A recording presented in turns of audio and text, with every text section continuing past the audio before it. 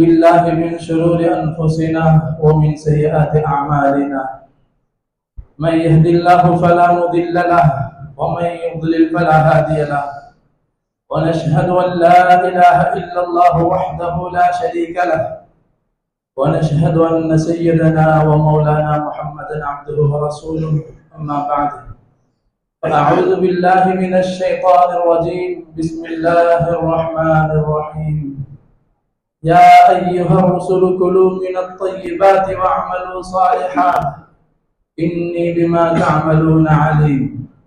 وقال تعالى: يا أيها الناس كلوا من طيب يا أيها الذين آمنوا كلوا من طيبات ما رزقناكم واشكروا لله إن كنتم إياه تعبدون. صدق الله العظيم.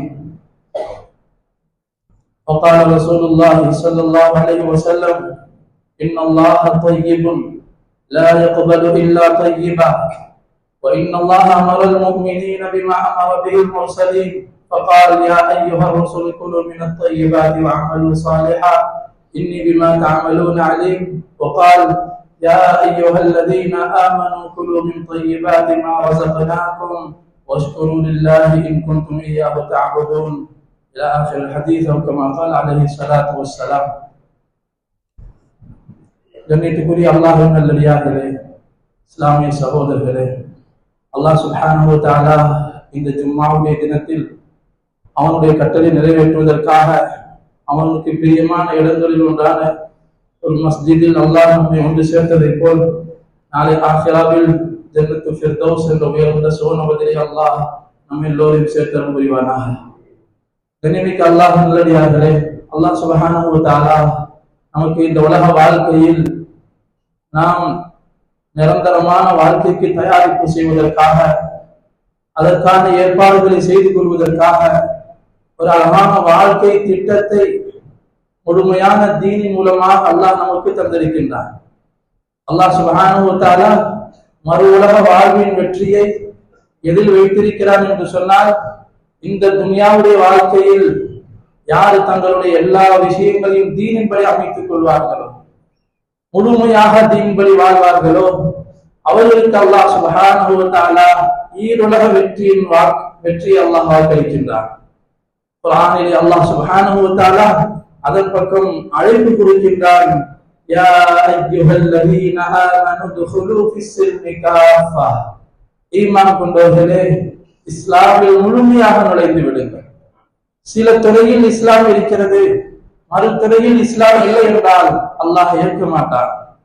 ஒருத்தர் நல்ல கொள்கையுடையவராக இருக்கின்றார், ஆனால் அவருடைய இபாதத்துகளில் அவர் பேணுதலாக இல்லை, அல்லாஹ்வின் கட்டளைகளை புறக்கணிக்கிறார் என்றால் அவர் கபூலாக முடியாது. அல்லது இபாதத்தில் பேணுதலாக இருக்கின்றார், ஆனால் அவருடைய முஆஷரா என்று சொல்லப்படக்கூடிய குடும்ப வாழ்வில், அவர் குடும்ப அமைப்பில் அவர் அல்லாஹ்வின் கட்டளைகளை பேணவில்லை என்று சொன்னால் அவருடைய அமல்கள் சில இடங்களில் கபூலாகாது. அதே போன்று ஒருத்தர் முஆஷராவில் சீராக இருக்கிறார், ஆனால் முஆமலா என்று சொல்லப்படக்கூடிய கொடுக்கல் வாங்கல் சம்பந்தப்பட்ட விஷயத்தில், வியாபாரம் போன்ற தொழிலில் ஈடுபடும் பொழுது அதில் அவர் பேணுதலை கையாளவில்லை என்றாலும் அல்லாஹ்விடம் ஒரு அமல்கள் துஆக்கள் கபூலாகாது. இப்படியாக அல்லாஹ் சுப்ஹானஹு வ தஆலா ஒரு முஸ்லிமுடைய வாழ்க்கையில் எல்லா துறையோடும் தொடர்பை வைத்திருக்கின்றார். ஒரு வாகனம் என்று சொன்னால் அந்த வாகனம் என்பது வெறும் டயர் மட்டும் வாகனமாக ஆகாது, வெறும் பிரேக் மட்டும் வாகனமாக ஆகாது, அவருடைய ஹேண்டல் மட்டும் சரியாக இருந்தால் போதும் என்று சொல்ல மாட்டோம். ஒரு வாகனத்துக்கு எதுவெல்லாம் அத்தியாவசியமானதாக இருக்கிறதோ அனைத்தும் சீராக இருந்தால்தான் அந்த வாகனம் வாகனமாக இருக்கும். எல்லாம் சீராக இருக்கிறது, பிரேக் மட்டும் பிடிக்கிறது இல்லை, என்ன ஆகும்? அதை நாம் தைரியமாக உட்கார மாட்டோம், அவரோடு நாம் பிரயாணம் செய்ய மாட்டோம். இப்படித்தான் கண்ணியமிக்க அல்லாஹ் நல்லடியார்களே, வாழ்க்கையில் அனைத்து துறையிலும் தீனை பேண வேண்டும். பார்வையிலும் தீன் இருக்கிறது, பேச்சிலும் தீன் இருக்கிறது, கேட்கும் விஷயத்திலும் தீன் இருக்கிறது. இதை பற்றி மறுமையில் விசாரணை இருக்கிறது. இன்னஸ் ஸம்அ வல் பஸர வல் ஃபுஆத் குல்லு உலாயிக கான அன்ஹு மஸ்ஊலா. உங்களுக்கு தரப்பட்ட அனைத்து பாக்கியம், அது பார்க்கும் திறன், கேட்கும் திறன், சிந்திக்கும் ஆற்றல் உட்பட நீங்கள் விசாரிக்கப்படுவீர்கள். ஆக நம்ம ஒரு முஸ்லிமுடைய வாழ்க்கையில் அச்சாணியாக இருக்க வேண்டியது ஆகிரத்துடைய சிந்தனை. ஆகிராவிலே நாங்கள் அல்லாஹை நிறுத்தப்படுவோம், கொடுக்கப்பட்ட வாழ்க்கையின் அனைத்து துறையும் விசாரிக்கப்படும் என்பதை மனதில் நிறுத்தியவர்களாக நாம் ஒவ்வொரு விஷயத்திலும் ஈடுபட வேண்டும். அதில் ஒன்றுதான் கடந்த வாரமும் சொல்லப்பட்டது, நமக்கு மத்தியில் கொடுக்கல் வாங்கலில் நாம் எப்படி நடந்து கொள்ள வேண்டும். அல்லாஹ் சுப்ஹானஹு வ தஆலா அதை பற்றி குர்ஆனில் விரிவாக பேசுகிறார். குர்ஆனில் விரிவாக அல்லாஹ் சொல்லுகிறார். நபி ஸல்லல்லாஹு அலைஹி வஸல்லம் அதை ஒரு ஹதீஸாக சொன்னார்கள். அல்லாஹ் தஆலா பரிசுத்தமானவன், இன்னல்லாஹ தய்யிபுன், அல்லாஹ் பரிசுத்தமானவன், லா யக்பலு இல்லா தய்யிபா, பரிசுத்தமானதை தான் அல்லாஹ் ஏற்றுக்கொள்வான். அடியார்களிலிருந்து வரக்கூடிய அமல்களில் அவர்களுடைய செயல்களில் எது பரிசுத்தமாக இருக்கிறதோ, அல்லாஹ்விற்காக செய்யப்பட்டிருக்கின்றதோ, அவன் சொல்லப்பட்ட பிரகாரம் எந்த காரியம் செய்யப்படுகிறதோ அது மட்டுமே மேலே செல்லும். மற்றவர்களுக்கெல்லாம் வானத்தின் கதவுகள் திறக்கப்படாது.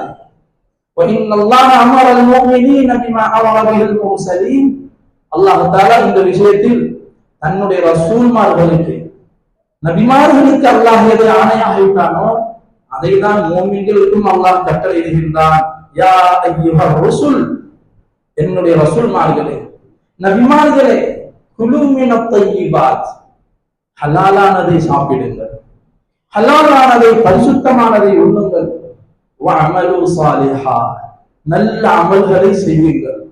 அல்லாஹ் ரெண்டை தொடர்பு படுத்துகின்றான். வாழ்க்கை நல்ல அமல்கள் செய்யும் தௌஃபீக், நல்ல அமல்கள் செய்யும் பாக்கியம் அல்லாஹ் ஹலாலான ரிஸ்கை அல்லாஹ் வைத்திருக்கின்றான். ஹலாலை உண்ணுங்கள், நல்ல அமல்களை செய்யும் பாக்கியத்தை பெறுவீர்கள். ரசூல்மார்களுக்கு சொன்ன இதே கட்டளையை தான் நபி ஸல்லல்லாஹு அலைஹி வஸல்லம் இன்னொரு ஆயத்தை ஓதி காட்டி சொன்னார்கள். அல்லாஹ் ஈமான் கொண்ட மக்களை கூப்பிட்டு சொல்கிறான், குலு மினத் தய்யிபாத், அல்லாஹ் கொடுத்த குலு மிம்மா ரஸக்னாக்கும், நாம் வழங்கிய உணவிலிருந்து ஹலாலை சாப்பிடுங்கள். மின் தய்யிபாத்தி மா ரஸக்னாக்கும், நாம் வழங்கிய ரிஸ்கிலிருந்து ஹலாலை சாப்பிடுங்கள். வஷ்குரு லில்லாஹ், அல்லாஹ் கொடுத்ததை அனுபவித்து விட்டு நன்றியோடு நடங்கள். இன் குன்தும் இய்யாஹு தஅபுதூன், நீங்கள் அல்லாஹ்வை மட்டுமே வணங்குபவர்களாக இருந்தால் அல்லாஹ்வுக்கு நன்றியோடு நடங்கள், ஹலாலை சாப்பிடுங்கள் என்பதா அல்லாஹ் சுப்ஹானஹு வ தஆலா மக்களுக்கும் கட்டளையிடுகின்றார். பிறகு நபி ஸல்லல்லாஹு அலைஹி வஸல்லம் ஹதீஸில் சொன்னார்கள், சும்ம ذكر رجلا يطيل السفر أشعث أغبر, ஒரு மனிதர் நீண்ட தூரம் பிரயாணம் செய்கிறார். நீண்ட தூரம், அந்த காலத்தில் பிரயாணம் என்பது இந்த காலத்தில் சிரமம் தான். வாகன வசதிகள் இல்லாத, பாதைகள் வசதி இல்லாத, கரடு முரடான பாதைகளில் பிரயாணம் செய்யக்கூடிய அந்த காலத்து மக்கள், அவருடைய தலைவிதி கூலமாக முடியெல்லாம் பகத்தையான நிலைமையில், ஆடைகள் எல்லாம் அழுக்கு வழிந்தவராக அவர் பிரயாணம் செய்கிறார். யமுத்தி யதைஹி இலஸ் ஸமா, வானத்தின் பக்கம் அவர் கையேந்தியவராக யா ரப் யா ரப் யா ரப் என்பதாக பரிதாபமான நிலையில் இருக்கிறார். இந்த பரிதாபமான நிலையில் அல்லாஹ்வை கூப்பிடுகிறார். அல்லாஹ் எவ்வளவு இரக்கமுள்ளவராக இருப்பான் அடியாரின் மீது. ஆனால் வமதஅமுஹு ஹராம், அவருடைய உணவு ஹராமாக இருக்கிறது. வமஷ்ரபுஹு ஹராம், அவருடைய குடிபானங்கள் ஹராமாக இருக்கிறது. வமல்பசுஹு ஹராம், அவர் உடுத்தும் உடை ஹராமாக இருக்கிறது. வஉதிய பில் ஹராம், ஹராமை கொண்டு அவர் உண்ணுகின்றார், ஊட்டப்படுகின்றார். ஃபஅன்னா யுஸ்தஜாபு லிதாலிக், இவருக்கு எப்படி இவருடைய துஆக்கள் அங்கீகரிக்கப்படும் என்பதாக நபி ஸல்லல்லாஹு அலைஹி வஸல்லம் இதை நமக்கு எச்சரிக்கையாக சொன்னார். சிரமங்கள் எடுத்து அமல்களை செய்கிறோம், இபாதத்துகளை செய்கிறோம், ஒரு பக்கம் கொடுக்கல் வாங்கலில் நாம் பேர்களை கையாளவில்லை என்றால் நாம் செய்யக்கூடிய பெரிய பெரிய அமல்கள் கூட அல்லாஹ்வை ஒப்புக்கொள்ளப்படாமல் போகிறது. ஆக முக்கியமான விஷயம்தான் ஃபர்லான தொழுகைக்கு பிறகு கவனம் செலுத்த வேண்டியது, நாம் எந்த தொழுகையில் கொடுக்கல் வாங்கலில் ஈடுபடுகிறோமோ அது எந்த அளவிற்கு ஹலாலாக இருக்கின்றது, அது எந்த ஹராமில் கொண்டு போய் சேர்க்கின்றது என்பதை கவனத்தில் வைக்க வேண்டும். தற்காலத்தில் மக்களுடைய புழக்கத்தில் பேசக்கூடிய வார்த்தை தான், அதெல்லாம் பார்க்க முடியுமா இந்த காலத்துல? ஹலாலெல்லாம் பார்த்தா சம்பாதிக்க முடியுமா? பொய் சொல்லாம வியாபாரம் செய்ய முடியுமா? அல்லாஹ் பாதுகாக்க வேண்டும். ஒரு முஸ்லிம் அப்படி சொன்னால் அல்லாஹ் பாதுகாக்கணும். இன்று உலக அளவிலே இன்று ஏற்பட்ட மிகப்பெரிய வீழ்ச்சி இங்கே இருந்துதான் ஆரம்பிக்கின்றது. ஒரு காலத்தில் இங்கிருந்துதான் இஸ்லாம் உலகத்தில் நிலைநாட்டப்பட்டது. முஸ்லிம்களுடைய கொடுக்கல் வாங்கல், முஸ்லிம்களுடைய வியாபாரம், முஸ்லிம்கள் விட்டுக் கொடுக்கும் தன்மைகள், அவர்களும் அமானித தன்மை, இதையெல்லாம் பார்த்துத்தான் மக்கள் கவர்ந்து அல்லாஹ்வின் தீன் பக்கம் வந்தார்கள். நபி ஸல்லல்லாஹு அலைஹி வஸல்லம் அதனால தான் இப்படி சொன்னார்கள், அத்தாஜிரு ஸதூகுல் அமீன் மஅன் நபிய்யீன வஸ்ஸித்தீகீன வஷ்ஷுஹதாஇ வஸ்ஸாலிஹீன். பெரிய அந்தஸ்து. ஒருத்தர் வியாபாரம் செய்கிறார், உண்மையை சொல்லி வியாபாரம் செய்கிறார், உண்மையை சொல்லி வியாபாரம் செய்கிறார், நம்பிக்கை மாற்றமில்லாமல் நம்பிக்கையோடு அமானிதத்தன்மையோடு வியாபாரம் செய்கிறார் என்றால் அவர் நாளை மறுமையில் நபிமார்களோடு சித்தீகீன்களோடு சுஹதாக்களோடு அவர் எழுப்பப்படுவார். அல்லாஹ்வின் நல்லடியார்களே, இவ்வளவு பெரிய மகத்தான உங்களோடு எழுப்பப்படுற அளவுக்கு ஹலாலான சம்பாத்தியத்திற்கு அல்லாஹ்விடத்தில் அந்தஸ்து இருக்கின்றது. ஒரு தடவை நபி ஸல்லல்லாஹு அலைஹி வஸல்லம் கடை வீதிக்கு சென்றார்கள். ஒரு கடையில் நின்றார்கள். அந்த சஹாபியினுடைய கடையில் கோதுமை மூட்டை இருந்தது. நபி ஸல்லல்லாஹு அலைஹி வஸல்லம் அந்த மூட்டைக்குள் கையை விட்டார்கள். அந்த தானியத்திற்குள் கையை நுழைத்தார்கள். மேலால் காய்ந்த தானியங்களாகவும் உள்ளுக்குள் ஈரமான தானியமாக இருந்தது. நபி ஸல்லல்லாஹு அலைஹி வஸல்லம் அப்பொழுதுதான் சொன்னார்கள், யார் ஏமாற்றுவாரோ அவர் நம்மை சார்ந்தவர் அல்ல. யார் ஏமாற்றுவாரோ அவர் நம்மை சார்ந்தவரே அல்ல. கொடுக்கல் வாங்கலில் கண்ணியமிக்க அல்லாஹ் நல்லடியார்களே, குர்ஆனிலும் அல்லாஹ் சுப்ஹானஹு வ தஆலா வய்லுல் லில் முத்தஃஃபிஃபீன் அல்லதீன இதா கானூ அலன் நாஸி யஸ்தவ்ஃபூன் வ இதா காலூஹும் அவ் வஸனூஹும் யுஃஸிரூன். தாங்கள் எதையாவது பொருட்களை வாங்கும் போது பார்த்து கவனமாக முறையாக வாங்குகிறார்கள். ஆனால் மற்றவர்களுக்கு கொடுக்கும் பொழுது, மற்றவரிடம் விற்பனை செய்யும் பொழுது மோசடி செய்கிறார்கள். அளந்து கொடுப்பதில் அல்லது அளவையில் குறையை செய்து நஷ்டத்தை உண்டாக்குகிறார்களே, அப்படிப்பட்ட வியாபாரிகளுக்கு வழியில் என்று நரகம் இருக்கிறது, கேடு இருக்கிறது என்பதாக அல்லாஹ் எச்சரிக்கின்றான். இன்னைக்கு அல்லாஹ் நல்லடியார்களே, அல்லாஹ் சுப்ஹானஹு வ தஆலா எந்த துறையிலும் விட்டு வைக்கவில்லை. ஒரு முஸ்லிம் தன் வாழ்க்கையின் அனைத்து துறையிலும் தீனை அவர் ஃபிட் பண்ண வேண்டும். என்னுடைய இந்த விஷயம் தீனில் எந்த அளவுக்கு சென்றாகிறது. இன்னைக்கு அல்லாஹ் நல்லடியார்களே, நாம் நம்முடைய கொடுக்கல் வாங்கலில் சாதாரணமாக நாம் எல்லோரும் பேங்கிலே காசுகளை போடுகிறோம். பேங்கில் போடக்கூடிய சந்தர்ப்பத்தில் நம்முடைய பொருட்களுக்கு, நம்முடைய செல்வங்களுக்கு வட்டிகள் விகிதாச்சாரம் கொடுக்கப்படுகிறது. அதில் நாம் அதை திரும்பி பெறுகிறோம், அதை எடுக்க வேண்டும் என்று சொல்லப்படுகிறது. வட்டி தான், அது ஹலாலா ஆகிவிடாது. அதே நேரத்தில் அது என்ன செய்வது என்பதாக பலரிடம் கேள்விகள் இருக்கிறது. பலரும் கேட்கிறோம், நல்ல விஷயம் கேட்டு அது என்ன செய்வது என்பது எந்த ஒரு விஷயம் வந்தாலும் ஒரு விஷயம் உங்களுக்கு சந்தேகமாக இருந்தால், ஒரு விஷயம் மார்க்கத்தில் உங்களுக்கு ஞானம் இல்லாமல் இருந்தால் அதை தெரிந்தவர்கள் கேட்டு மசாலைகளை தெரிந்து கொள்ளுங்கள் என்பதாக அல்லாஹ் தூண்டுகின்றார். கேட்டு கேட்டு நீங்களுடைய விஷயத்தை செய்ய வேண்டும். இதை கேட்டால் யாரிடம் கேட்டால் சாதகமாக சொல்லுவார்கள், யாரிடம் கேட்டால் நமக்கு பாதகமாக இருக்கும் என்று பார்த்து நமக்கு சாதகமான தத்துவாக்களை தேர்வதற்கிறது. இதை நாம் தீனை பின்பற்றவில்லை, மனோ இச்சையை பின்பற்றுவதாக ஆகிவிடும். அல்லாஹ் பாதுகாப்பானாக.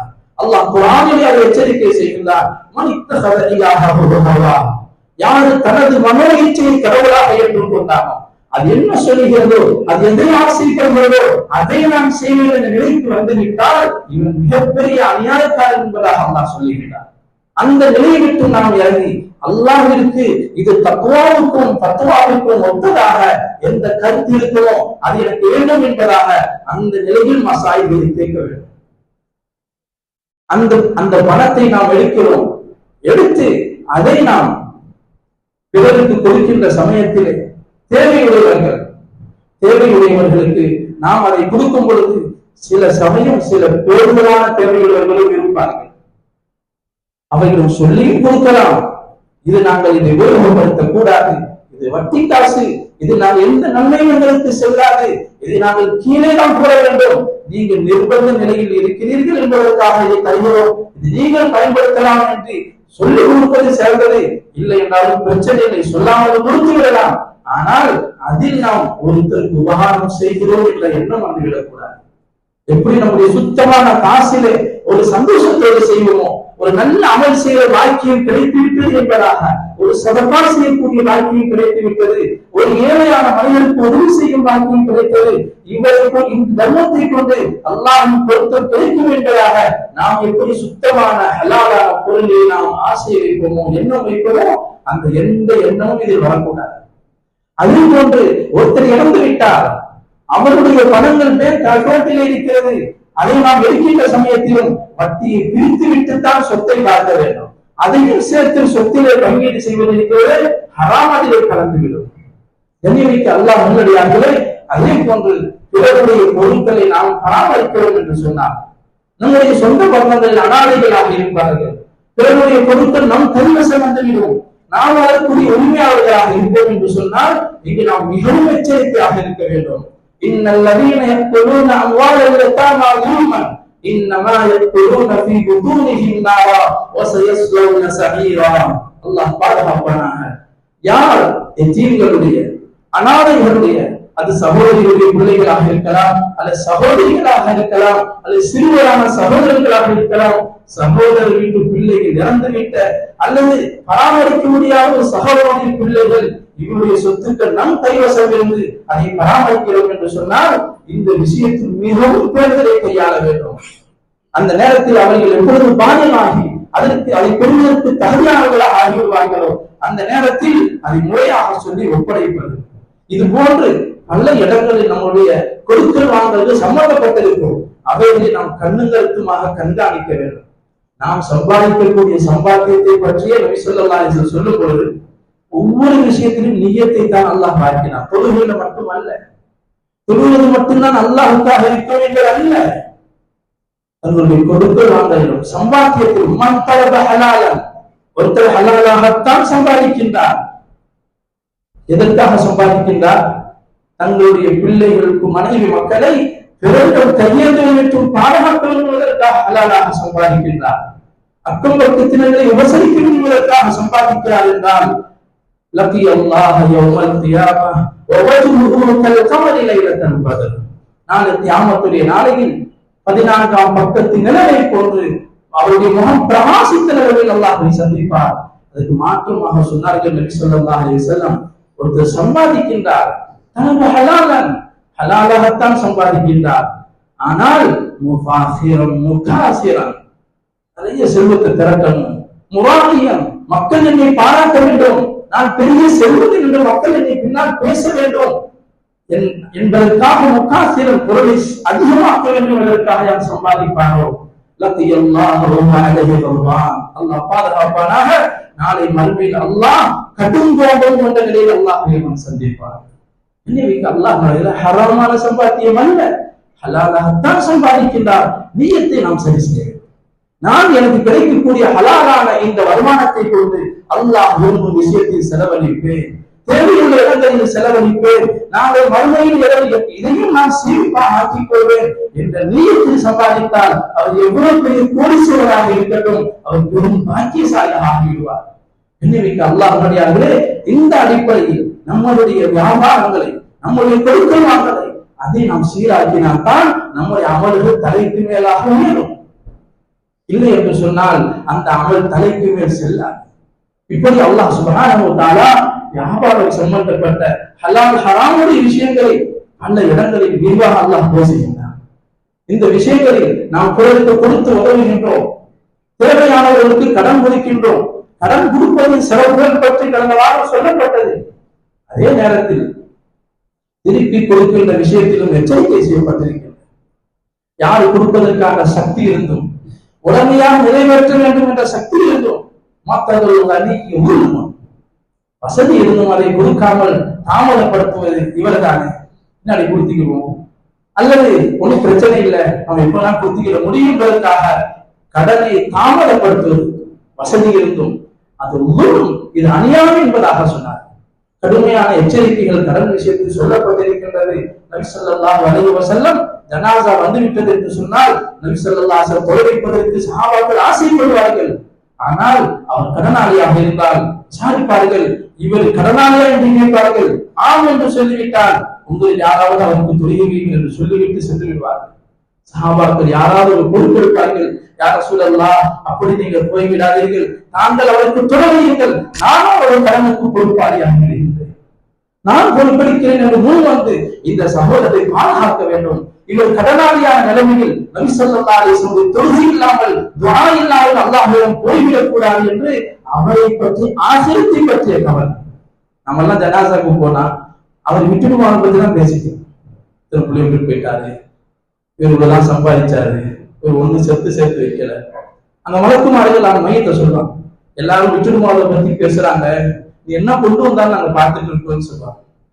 சஹாபாக்கள் நமக்கு நபி ஸல்லல்லாஹு அலைஹி வஸல்லம் கற்றுக் கொடுத்தது என்னவென்றால், ஒரு ஜனாசாவை கலந்து கொண்டால் யா அல்லாஹ் இவன் ஆசிராவை செழிப்பாக்கிவிடு, கபிரிஸ்தானில் நின்றால் அல்லாஹ் இவருடைய கபரை ஒளிமயமாக ஆக்கிவிடு, கேள்விகளுக்கு லேசாக்கிவிடு, எங்களுக்கு தெரிந்தவரை நல்ல மனிதராக இருந்தால் இவருடைய குறைகளை எல்லாம் மறைச்சி மன்னித்து ஏற்றுங்கள் என்று தான் ஜனாசாவுக்கு போறோம். நாம் சுபாரிசு செய்வதற்குத்தான் செல்கின்றோம்.